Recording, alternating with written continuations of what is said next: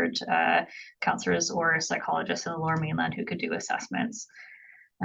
So yeah, generally we tend to see patients for a goal of up to 18 months. That could be less, it could be more. This is determined by the clinical team. And unfortunately, our current wait list is about 6 to 8 months on the Burnaby side, and it's about a year on the Port Coquitlam side. So we're a pretty small team. We've got less than a handful of psychiatrists, and we've got about something like 20 staff in total between both offices for the entire Lower Mainland.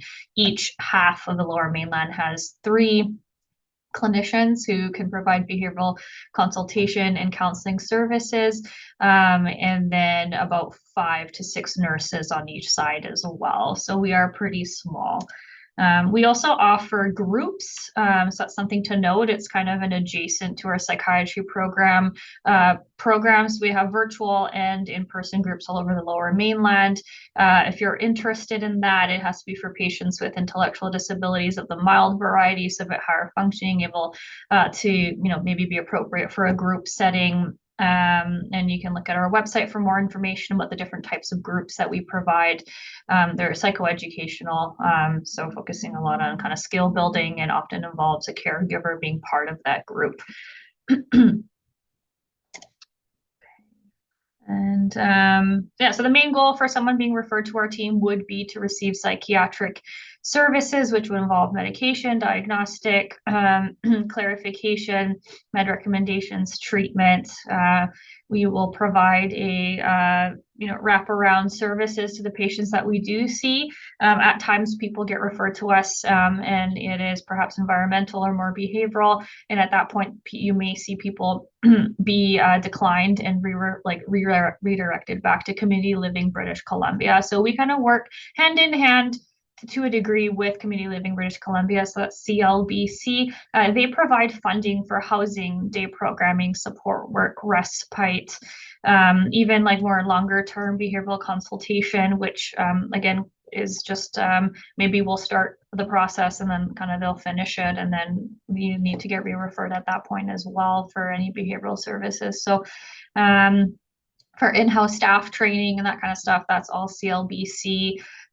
So oftentimes we'll get referrals for people who really, I just had one this morning, I'm really looking for someone to support my son on the 2, 3, 4 days that they have no services, to do activities with him and get him involved and help him, overcome his anxiety. That if it is a mental health issue, then we are more than happy to support, but you may be redirected at that point to CLBC for additional services and support. So if that happens and you're making referrals to our team, feel free to call and ask questions, but it usually requires a bit of follow-up from the patient's caregiver, guardian, family member with CLBC as well. So we provide case management meetings. We really support networks with kind of helping themselves, along with obviously our support while we're involved. We have educational opportunities for other mental health teams. We provide a lot of education just as nurses, clinicians, doctors. We can do in-home education for group homes, perhaps, staff training more on the education side, understanding the mental health diagnoses, behaviors, and how those all kind of come together. We also offer doctor-to-doctor telephone consultations and one-time psychiatric consultations, perhaps a second opinion, or perhaps someone really just needs a review of their meds and, they're coming back after 10 years. Most of the times our doctors will do doctor-to-doctor consults for people that they already know, and on the odd occasion, it may be warranted to have someone reach out. Perhaps, it's a hospital specialist who's just seeking kind of some advisement around some generic medication recommendations for a particular situation. We also do coordinator consultation, and the coordinators are always available to speak to anyone who needs to ask some questions or have a conversation. We also have one intake nurse at each office that takes care of all the referrals for half the Lower Mainland each. And then we also have, informal consultation either with our screening nurse or other clinicians that are involved. So if there's ever a need like that, or perhaps you're a physician just seeking clarification, or you're not sure about the recommendations that were previously provided, or don't understand, or would like to, question why a decision was made one way or another, you're welcome to give us a call. Okay. Are there any questions? It's kind of a Thank you. Yeah, and this is great, and it's great to hear the depth of resources that you provide, and particularly some of those resources which are actually not simply clinical resources, but support and training and connection. I do want to kind of go to, and as you said at the start, you have a big area and a small team. And you kind of pointed to that in there's a couple of questions that come up for me around that. One of them was around, you mentioned the wait list for adults, and I wondered what the wait list is for that 12 to 18 range. Is it about the same or is it different? Our youth team, so it is also contracted by MCFD. So our youth team, the referrals have to come in from CYSN, Children, Youth and Special Needs, the department under MCFD. Yes. It is mandatory that has to come from CYSN, and there's a medical referral too. Our youth team is quite a bit faster, actually. So in the Valley, right now we're roughly getting people within 3 to 4 months usually. Yeah, our side as well. Yeah. So it's a little bit faster in our youth team. It is a very small team, but yeah. But it's responsive. That's great to hear. We're just, I know that across, we hear every day, just the increased incidence around mental health for youth and teens. And you answered that question for youth and teens. That's great. In terms of referral, you speak to referral. What is the referral process for adults? Both of them are pretty easy. They're both paper referrals, so you can get them from our website or even call us and we'll email them to you. So they're just a couple pages you have to fill out. A doctor needs to sign the medical referral. And if you guys even want to do your own medical referral, just say this is what I'm thinking they need.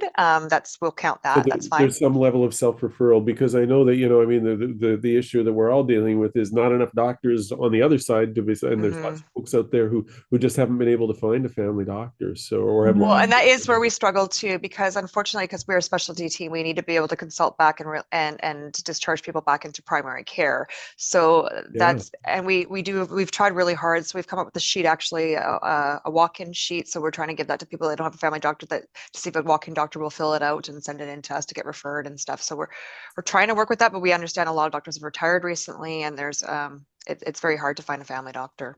And you also just pointed to that. You refer them back out into primary care. Where do you send them back if they don't have a family doctor? Walk-in. So we'll try to identify a walk-in clinic where that patient, we ask them to take our form, just to kind of say, hey, yes, this patient has a file open at that team. So at least there's some sort of continuity. At least all our documentation is going to that one clinic, so that if a walk-in physician opens the file and needs to access information, that it's all there, rather than just kind of go here today and there tomorrow. So we do try to work with people. If like we send our discharge letters out, and if those physicians have any questions at that time, they can call back or send us a fax or a letter and request a GP teleconference as well if they need any further clarification. I'd encourage anyone seeking clarification about the medication, unless it's something super technical. Nurses and therapists and take nurses coordinators were also more than equipped to be able to answer some of those questions for you, and then can set up a time for a doctor-to-doctor call. Those sometimes will take a while, but if you have a few questions about why this medication and not that one, or what is it being prescribed for, because we often use a lot of medications off-label. You'll see a lot of our patients on risperidone. Most of them probably don't actually have psychosis. Actually, there's plenty of patients who I think have been diagnosed with psychosis in the past, get put on antipsychotic medication, but it actually helps out with perhaps, intellectual disability, autism-related irritability. So, and then I kind of on the same path of referral, I think you mentioned you work with you'll often find yourself working in partnership or in connection with community agencies like the Botchis and Possibilities. I would imagine that you get referral from them. Do you, when you kind of refer back into the community, do you reconnect with them at all, but in both directions? We're very inclusive. So actually our assessments are quite intense because we do a lot of prep, and so they're quite inclusive of people. We want the supports in place with agencies, everybody. Usually we kind of invite them to be able to have some say and talk about what's going on. And then we have regular meetings and we include them and we communicate. A huge part of our time as clinicians is we're back and forth communicating with these large networks. So they're usually involved with most of our services. So, we're going to want to know what's happening at the day program. We're going to want to know what's going to happen at home, if they're in a school program. So we usually try to connect with all the different variables during the whole treatment. That's great to hear. Yeah, and I mean, because I know, even that if there's no primary care provider to go back out into the community too, if they have a sort of a welcoming connection, in those community agencies, that can be pretty helpful. People don't feel like they're going back out alone into the world. Well, and we do a huge amount of advocacy to get those agencies involved, because a lot of time we'll have people come in. Sometimes they have no services, right? So we spend a lot of time advocating. Unfortunately, we have nothing to do with the financial part, but we will advocate to those communities and like CLBC, for example, to get them supports and stuff. Because as we know, if people don't have anything to do or anything to look forward to, their mental health is going to decline. Yeah, and then one last question, and I know I probably will have more questions after the next couple of presentations, but excuse me, I'm sorry. I did, and again, I think that, it sounds like you've got you're maximizing your resources, and that's really good to hear. But if someone's coming to you with a referral and they have a 6-month wait, what should they do? I think is really the question. What should they do in the meantime? I think that's, for either for caregivers, and they kind of come in at a wits end kind of a place. Is there something they can do as they wait? Are there supports you can't give them, but that you point them to? Yeah, so our screening nurses will often give recommendations. Not to toot our own horn, but because of the nature of our patients and their complexities, we don't often just say, no, take a hike, go to this person. We say, hey, you can do X, Y, Z. Here's what I can do for you. So we've even recently created standardized templates for advocacy so we can be a bit more efficient with our time, but also be able to advocate for everyone. If you have a walk-in clinic, there's race lines, there's, ER as if it's an emergency, primary care clinics. So we do try to connect people. I've even, sat with patients that were not our patients yet, weren't going to be our patients that were actively involved with our teams, and filled out the, application for the Division of Family Practice, so they can get on the wait list. So at least I know that was completed with supports if that's what they required. So we do try to connect people. GPs, we often will recommend using the race line. I know it's not, the perfect answer. We'll even make recommendations at times if it's appropriate. Obviously, within my scope as a psychiatric nurse, I can make recommendations, but at the end of the day, it's up to the physician to do any prescribing and whatnot. So I may know the whole picture and I may not. So if I feel comfortable, just given the clinical picture or perhaps the history that we have with them at our team, we may make recommendations to optimize the current medication. We'll often see that where people are on, 2 different antidepressants, 2 different antipsychotics, and none of them are optimized. So we just encourage optimize the current medication, utilize different community resources, and we can make recommendations based off that. If you guys aren't really sure, you're also welcome to contact our team. Our screening nurses can definitely help out to the best of their ability to support that as well. That's excellent. I mean, that really answers the question, because I think that for folks, when they hear things like, oh, it's a 6-month wait, it's kind of like, well, why bother almost, like why should it, but what you're saying is really great to hear, is that you should do it, A, because 6 months starts ticking, but B, because you're going to get supports in right away. You're going to get awareness and supports, and that's and the fact that you can self-refer, if that's what is, a really great place to start. That's wonderful. Thank you. So as I say, we will come back to you a little bit later on. Really appreciate the presentation. Next we have Azra Banji, who is from the Division of Family Practice and works with the Shared Care Program in the Division of Family Practice. Azra has been with the division for a little over 3 years, supporting in project coordination and evaluation. She has a master's in public health and a background in community-based research. At the division, she supports the shared care portfolio and including as a co-lead on a project to improve medical visits for patients with disabilities and their providers across a full spectrum of care. And that's what Azra is going to talk to us about today. Thank you so much, Jeff, and good afternoon, everyone. Thank you for joining us. I'm really excited to talk about this work that we've been doing with the Burnaby Division of Family Practice. So this project started in 2021 when our Burnaby family doctors noted that both themselves as well as their patients with disabilities were experiencing challenges in communication during medical visits, especially considering that some medical visits have a little bit of a shorter duration.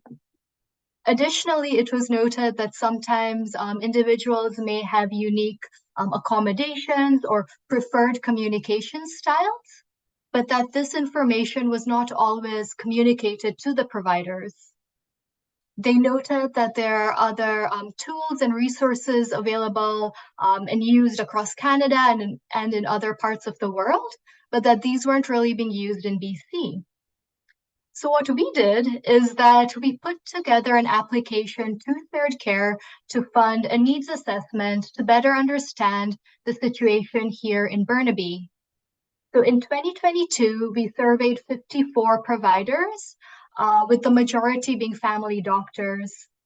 And less than half of these respondents said that they had a good understanding of accommodations to support their patients with disabilities. And less than 0.5% similarly said that they have rated a good quality of communication with these priority patients. We also wanted to get the self-advocate perspective, so we sent out a survey to 18 self-advocates, family members, and caregivers in Burnaby. And we learned that only 60% feel comfortable during their medical visits with their family doctors, and 48% with their specialists.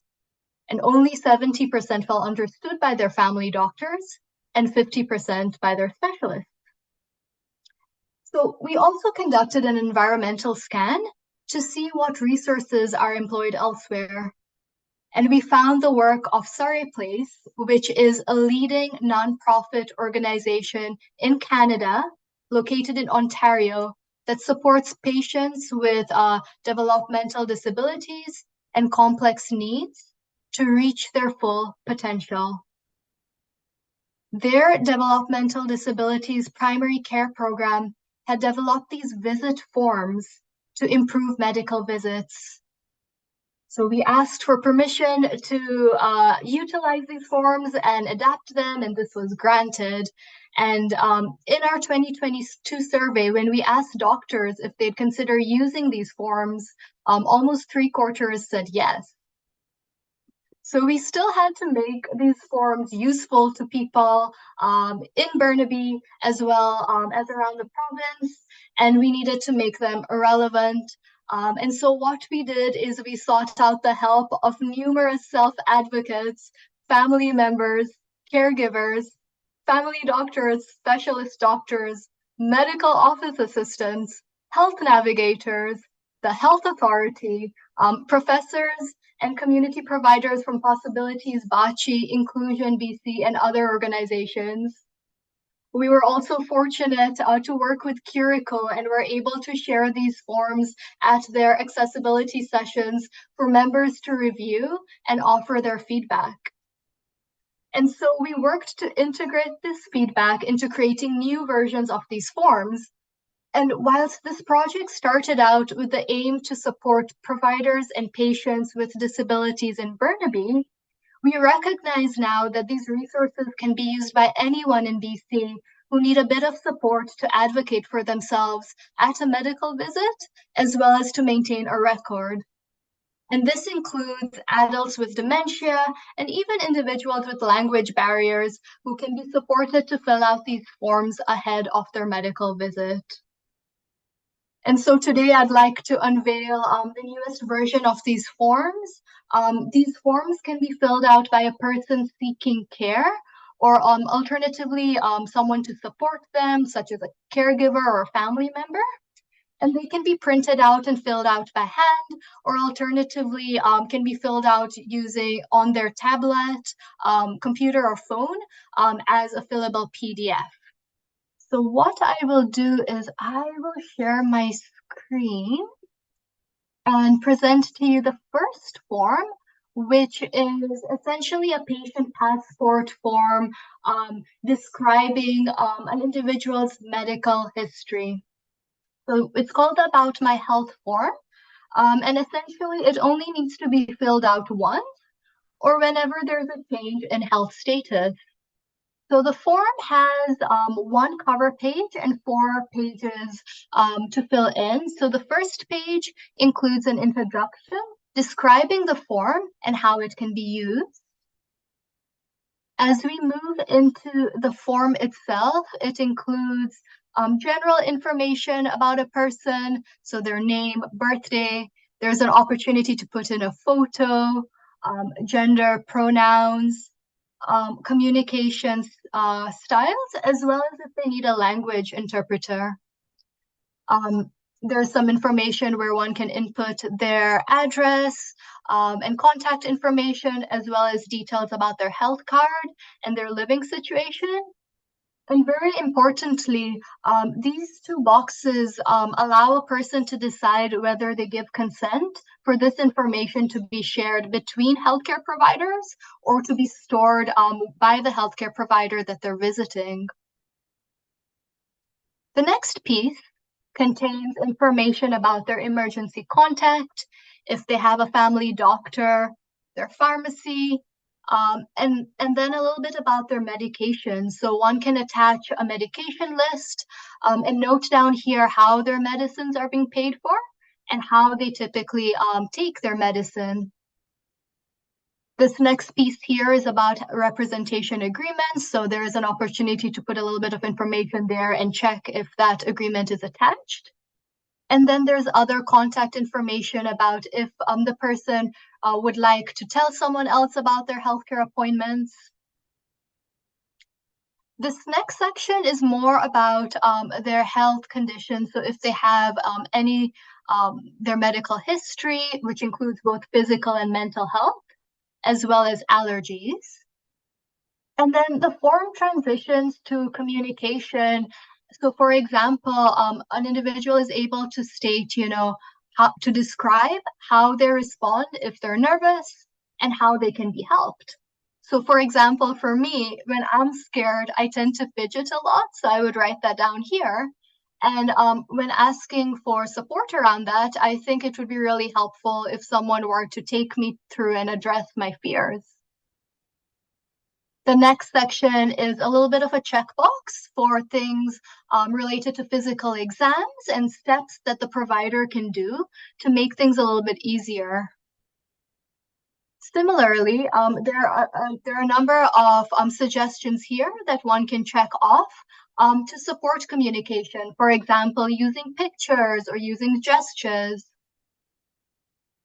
The next portion describes what one likes and doesn't like at healthcare visits. And then around important information for the healthcare provider to know. So for example, an individual's hobbies or their culture or beliefs or any important life experiences. The final bit just notes that if there is any other information attached, it's indicated here so that the provider knows to look for it. The next form is the My Healthcare Visit form, which is unique to every medical visit. And there are 3 parts to this. The first part is completed in advance of the medical visit, filled out by the individual or a caregiver or family member supporting them. The second part is filled out at the medical visit by the healthcare provider or the individual or anyone supporting them. And then the final piece is filled out at home after the visit and is more of a reflective piece. As we move into section 1, preparing for the healthcare visit, the form includes information around the visit itself.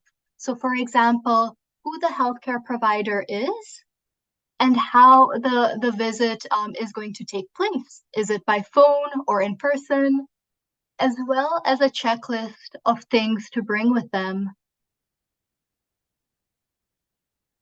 The next piece is around why they're going to the visit. So we do have a list of prompts that one might want to consider, as well as an image where one can indicate if there's a specific area of their body that hurts, for example. Similar to the previous form, there is a consent piece where the individual is able to share whether they give permission for the information to be shared between healthcare providers or stored by the healthcare provider that they are visiting. The next section is to be filled out during the healthcare visit with the healthcare provider.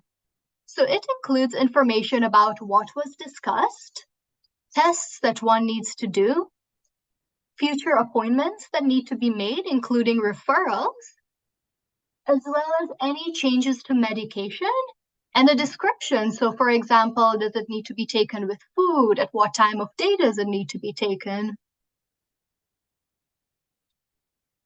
The final piece is filled out at home after the visit, and it includes a box where one can write in how the visit went and what can be done differently next time, as well as if there's any feedback to share with the healthcare provider at the next visit. For example, if the medication seems to be working well, or if there are any changes in their health issue. We've also created a third form to track the healthcare visits.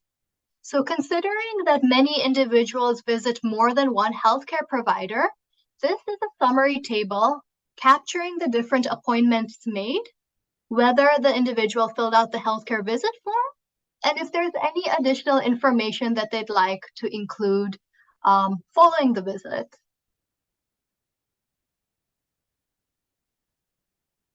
So at present, the next steps for our project is to test these forms over the next couple of months. And if you're interested in maybe receiving a copy of these forms or alternatively supporting us in the testing phase, I'll put my email address in the chat. Alternatively, you can connect with the organizers of this webinar. And what we plan to do is integrate any feedback that comes up over the next couple of months and then publicly share these forms. And they will be found for download on the Burnaby PCN website. That's great, Ezra. Thank you. Before I let you go, there was a question in the chat just as you sort of started. You alluded to that most doctors really thought that these would be valuable forms, but you did say that about a quarter of them didn't necessarily think that they would use them. Did you get an understanding for why that would be? Was there any kind of feedback on that? There was, yeah. So how we phrased the question was whether you would use the form, unsure, and unlikely to use the form. The main issues that arose were that the forms need to be easy to use, and that's something that we have been working on updating from the original Sorry Place forms, is to really simplify and in some cases even combine certain boxes. The second piece is around medical visits can be really tight on time. And so for that second page on the My Healthcare Visit form, which the provider fills out, we've tried to keep it as short and simple as possible so that providers are able to fill that out during the duration of their medical visit. Great. And so there's another question just around the forms. There's a couple. One was, are these forms shareable? In other words, could folks use them if they aren't in Burnaby? Absolutely. Yes. Yeah. So although we refer to, I would say that the only location considerations are that we have input like the BC ID card, for example.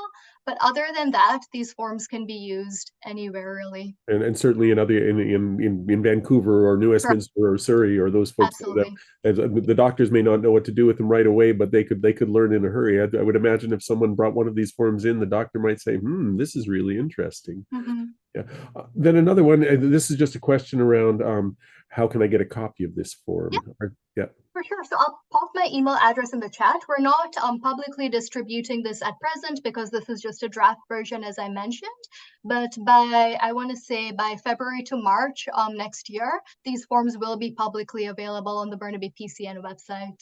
And so certainly if folks were to pull them down and take a look at them, and then they had some thoughts or suggestions that might make them more usable for them, would you be interested in hearing that?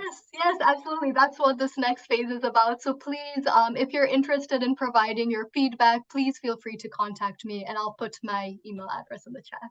That's excellent. Great. Thanks, Azra. That's great. I really appreciate it. And please stay around for the panel discussion at the end. And next and our final presenter is Veronica de Jong, who is one of the 3 primary care network managers in Burnaby. She has a master's in psychiatry and comes from a research management and evaluation background in chronic disease prevention initiatives. She currently manages 4 of the PCN allied health programs, builds connections among different primary care settings in the Edmonds and Hastings Brentwood PCNs as part of the PCN's mandate to establish integrated wraparound team-based care. And Veronica is going to talk a little bit just about what those programs and services are that you'll be interested to access. Veronica, I'll turn it to you. Awesome. Thank you, Jeff, and thanks so much for having me this afternoon. I'm pleased to be sharing a bit about our Burnaby Primary Care Networks, PCNs for short. So we've established 4 primary care networks, or 3, almost 4 primary care networks, depending on the geographical neighborhood. So if we can go to the next slide, I'll get into a little bit high level of what a PCN is meant to achieve. It's meant to be local, so meant to be based on a geographical area. As I mentioned, the 4 quadrants of Burnaby, each one a designated PCN.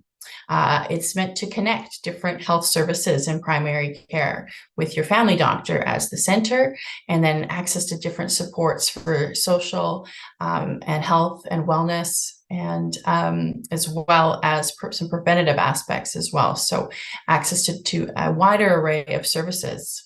And then also about building relationships. So not just with health and social services, but also community services, the city of Burnaby, the libraries, the neighborhood houses, different things going on at the community agency level, and to connect across the spectrum.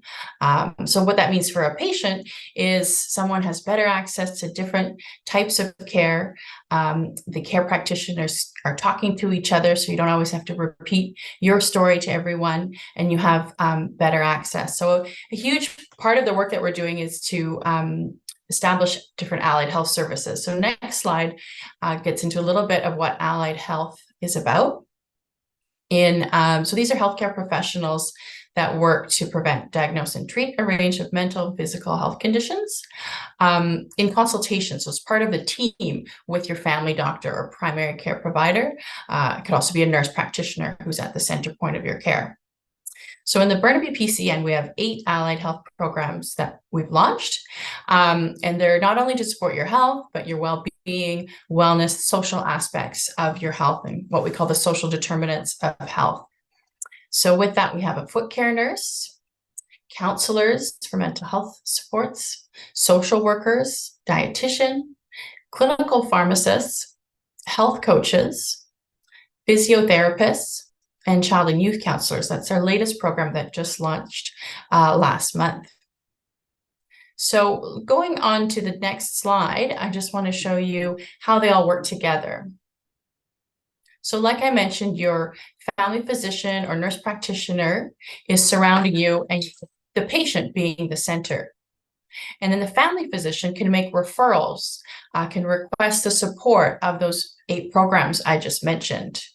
Foot care is really important, for example, to ensure that your feet are taken care of, to avoid infection, to avoid later stage complications around your feet. Especially as we get older, we tend to forget about our feet. They're further away from us, harder to reach, harder to take care of. So we brought on a foot care nurse to support, specifically to give medical pedicures and to support footwear and different feet conditions that may arise. We also have physiotherapists. These are all free services, by the way, so you don't have to pay out of pocket. These are supported and provided for you through your Burnaby family doctor and nurse practitioner. So the physio can provide physio support for different sprains or mobility concerns, different injuries that may arise with your physical body, and they can provide that kind of one-on-one support at our physio clinic spaces. We also have a health coaching program where health coaches work with you to prevent chronic diseases and help make small changes to your lifestyle. And then clinical pharmacists, I'll point out as well, different than a community pharmacist, say you may see it at Shoppers Drug Mart or a local pharmacy. They support more complex needs. So people that are on multiple medications, people with multiple conditions that they're being treated for by their doctor. They work closely with the doctor to make recommendations, sort through all your medical history, sort through the different medications, making sure you're not on too many, and the ones that you are on are the optimal ones for you to have the best outcomes. And they can work one-on-one with patients for as many visits as needed. So they're a great addition to our healthcare team. Going one step beyond that, we have our UPCCs, which I'll get into in a little bit. We also have centers for healthy communities where all these different teams are organized together. And then we also have health and wellness providers in the community and the community service agencies that support those health and wellness providers, and additional members to the support team. So all of these different team members trying to work together to support you as patients. And next slide. So like I mentioned, the family physician is the center point of all of these services for the most part. So we want to make sure in Burnaby that you're connected to a doctor. So there's a way to do that. We do encourage, if you don't have a family doctor, to get on the list. There's a link right there on the slide. You just need your personal health number, your home address, email address, and phone number. That gets entered into a provincial registry, and within 1 to 2 years, you'll be connected. It does take a while. There are some ways to get priority just through if there's high medical needs. So do speak to your service and agency supports, or reach out to one of us if you know someone or are someone with a higher priority need. Secondly, there's also support through the phone. You don't need to go through a website. You can call 811 for assistance to register for Health Connect Registry in different languages as well. So we do encourage everyone to get registered so that you can get the support of a family doctor and get connected to a lot of different services through your doctor. Next slide. So the work that we do out of those 8 programs I mentioned are out of 2 physical spaces. One is in the Edmonds area, and that's at the Center for Healthy Communities. And there's the Edmonds UPCC just across the street. And we also have an allied health hub at the Brentwood Hastings Health and Wellness Services area at Lougheed and Willingdon. So that's where you can see these practitioners in person and get one-on-one support at these brand new, beautiful spaces. Next slide.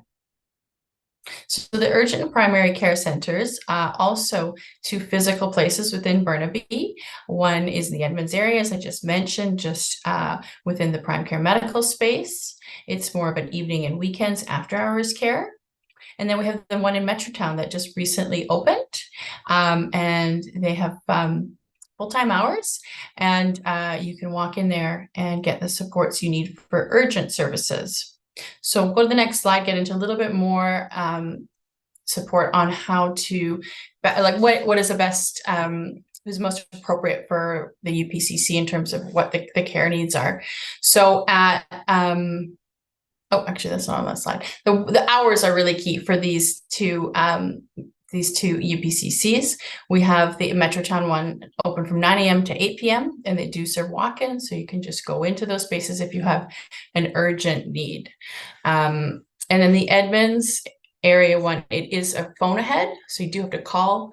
So take that number down, and their services are offered 5 to 9 or on the weekdays, and 2 to 8 and 12 to 6 on the weekends. So you do have to make an appointment. You are triaged or organized according to priority. So they do serve, like I said, urgent needs, which is something that is not emergency, but care that should be addressed within 24 to 48 hours. So a sprain, new or worsening pain, different things in your stomach pain, or a variety of things that you need to see a doctor within 24 to 48 hours. They also support with different social and mental health needs. So there are social workers and mental health counselors on site at both of the UPCCs. So if you have an urgent need related to mental health, you can be seen. You can go into one of these areas. For Edmonds, you do call ahead, and for Metrotown, you can walk in, and they can get you connected to the right mental health supports for your urgent need. Okay, and I think next slide. Just want to mention our website. We have a great website where you can find all this information, burnabypcn.ca. There are great newsletters to link yourself up to. There's COVID information, different information on how to get a doctor, more details on the services I just mentioned. And then if we go to the next slide, there's also a lot of great community resources. So we have different areas of support you can click onto. A lot of these are connected to the Burnaby Public Library community resource guide. So we've worked together with them to make sure any gaps in information we cover, and otherwise direct you to the library, where they have a lot of great information in these different areas. Things like food security, how to get access to low cost or free food. One specific to technology resources, what kind of supports are available to learn more about different digital technology. And then there's also a section for people with disabilities, just on that last slide. So you can click into there for resources specific to folks with disabilities. And then as well, if you're interested, there's just our working groups, different groups that connect together around these different needs in the community. And mentioned there are some of the partners that we work closely with. So we appreciate all the partnerships we've created through the Burnaby PCN, and hope you stay tuned to the continued development of our primary care networks. So thanks, everyone. Thanks, Veronica. That's great. You can see there's a real depth. There's a lot of resources out in the community. Sometimes it's just about how to find those. I do have just before I let you go, before I bring the whole panel back, Veronica, the question that always comes up is about that unattached and accessing those services. Can you just remind folks how to get those services if you don't have a family doctor? Okay, thanks, Jeff. So the UPCCs are a good place to go for connection to social workers and mental health counselors. And then they can also help the support of the attachment to a family doctor. So they're another place that can support you if you have a higher priority medical need to connect you with a family doctor. Other than that, your community agencies provide a lot of great social supports, physical activity supports. So we're working closely with them to help organize those supports so that it's those are communicated like through our website in different areas that you can seek out to make it more clear what services are available to you when you don't have a family doctor. Great, thank you. Maybe I can bring the other panelists back. We've got a couple of, we don't have a ton of time, but we have time for a few questions, that's for sure. First of all, there's a question around, and I'm gonna combine a bunch of questions together here. It's around transfer of information and privacy and those pieces. And maybe, Azra, I can start to ask you about this one first. There was a question around who holds these, when we talk about these forms, who are these forms for, and what's the initial use and what's the potential use for them, and how do you protect around privacy? Yeah, that's a great question. So, but because the form contains so much sensitive information, ideally these forms are for patients. They should be keeping the data. That being said, if you remember on the About My Health and the My Healthcare Visit form, if you are comfortable with, let's say, your family doctor sending a copy of the form to your specialist doctor, you are able to indicate yes and share that info and share your consent with them. Yeah, great. So, and Robin and Gabby, I think that this along the same lines, there are questions around A, both accessing folks' medical information, and B, what's how do forms get or how are you able to communicate well with patients, but also with social agencies around the kind of information that you gather? Are you able to, or are there limitations around that for you? Well, of course, there's some limitations, just, everything that just basic confidentiality in any appointment, any conversation with any of your doctor's clinicians. That information isn't going to be shared unless it's been previously agreed upon or agreed upon at that time. So typically, when we first invite a patient in, or they become part of our team and start receiving services, they will have some ROI forms for them to sign, and then as well as like informed consent, as well as any kind of specifics, any kind of release of actual physical copy of information needs to be done through an official release of information, and then just continuity of care. So if your GP calls and we're working with that GP and you've identified that GP as your physician, then we will have a conversation with that person. And of course, if there's anything that you don't want to be shared, or how we talked about having multiple large networks, or at least 10 people typically. So not all information is always shared then. And if someone doesn't want the day program being part of their initial assessment, then that's fine. And obviously it's up to the patient and their supports and caregivers. So it just really is kind of dependent, I guess, on what information and with whom. And when you look at the form this form, and maybe or Robin, I can ask you this, you look at this form that's been developed through this shared care process, do you see that would be valuable as when folks come to you? I'm actually having problems. I don't see the form at all on my screen. Okay. So that might be, I can't answer that very well. Gabby question then. Yeah, I can't actually see it either, but just from what I've been hearing about it, I mean, I think it would be helpful. We do gather a lot of information just within our own referral forms, but this one also seems very person-centered, and like, this is what I want to communicate with you, which is not always something that people feel like they can or have the time, or it's also, I think, important to be able to take the space to say, like, who am I, what do I need, and how do I best communicate that with my healthcare provider. So I definitely see a value in it, and for us to just be more person-centered in our approach. I think it's interesting. Azra can speak to it, but one of the things we heard is people don't want to keep telling their story over and over again. And that's if this could help with that, maybe that's probably a great thing. This whole session is really about how to best access the resources. I have a general question, which is, what do you hear as being the biggest barrier to accessing the resources that are out there? And then there's actually a more specific question about, is 811 a way to access those resources?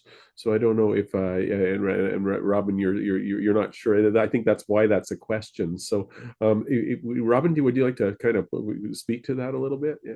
I mean, it's not, this is a population that needs to have the. Well, I guess, I mean, when you call 811, usually they tell you should go talk to a doctor or go to the hospital, right? It's kind of ends up being often the advice there.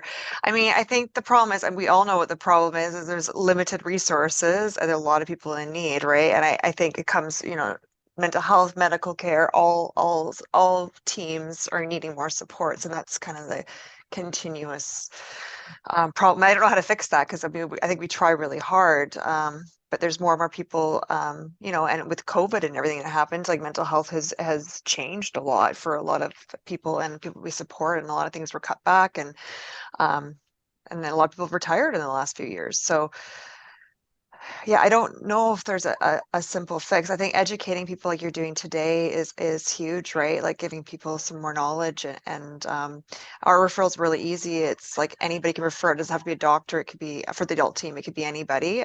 So it could be self-referrals too. So we have clients that are, mild intellectual disability and they refer. Just kind of trying to make things more easier. I know we try to streamline our service too, so we make it so if people don't even fill out the correct forms, we'll call them and help them do it. We've had people apply that had hearing impairments and stuff, and we've met with them individually and done it with them. Like I think we go above and beyond on our team to really support people where they're at, and how we can at least guide them even if we're not able to provide services. Yeah. Great, thank you. And Azra, maybe you can speak to just I know that you did an awful lot of work at the start of this project, just trying to find out what the barriers were. What did you hear about the barriers to getting services from this community? Yeah, the key barrier that came up is people don't know where to go for help when for specific healthcare concerns. And considering that each program has their unique eligibility criteria, it's very easy to get lost as you're being referred from one step to the other. And so I think one of the hopes is that through this webinar series, we're able to increase awareness of the different supports available in Burnaby and the Lower Mainland. And I also want to add that I know there's been a lot of content discussed today and at the previous sessions, but what we will be doing as a team is consolidating all of this information and emailing the attendees a summary of the different resources discussed throughout these 3 different DocTalks. Great, and I was about to say exactly. There was a question in the chat about the disability tax credit, and that's sort of not the conversation that we're having today, but the information is out there. So it was in fact one of the previous DocTalks that we just did just over the last couple of weeks, and I just need to let you know, as Azra said, those resources are available. And when this DocTalk gets posted, we will send out information as to where that link is, and that will also link you to all the other resources. We're just about at time. I do want to make a flag that we're hoping you'll stay on for a couple of minutes at the end to fill out an evaluation as to how you found this and whether it was valuable to you. It will be helpful for us. We're always just we're only doing this for you, so we want to make sure that it works and is valuable for you. Just excuse me. I do again want to thank the panelists. This has been great. Huge amount of information, but really thoughtful, and clearly that what we get out of it is that the folks that are there are working extremely hard, and there are some really valuable resources out there. So we just need to make sure we get people linked to those right resources. So again, I'll thank you. At this point, I'll turn it over to Huey, who is going to show you, put the evaluation up in the screen, and I'll wish everybody a great sunny Friday afternoon. Thank you. Thank you very much, Jeff, and thank you, participants, presenters. Thank you so much for being on this call. You'll notice that the poll has just been put on. Please take a moment to fill it out so that we know what we're doing right, what we should do differently next time, as well as, there were touch points on CLBC eligibility that came up quite a bit on this call. Just so you know, the call previous addresses the adult eligibility, and then our very first webinar on this series addressed the children and youth eligibility. And so, as Jeff mentioned, all of this will be shared for the series, as well as we will consolidate and share out in a more shareable 1-page form or 2-page form version of the information, as Azra mentioned. But thank you so much, presenters. I will let you enjoy your Friday, and I'll stay on till the poll is done.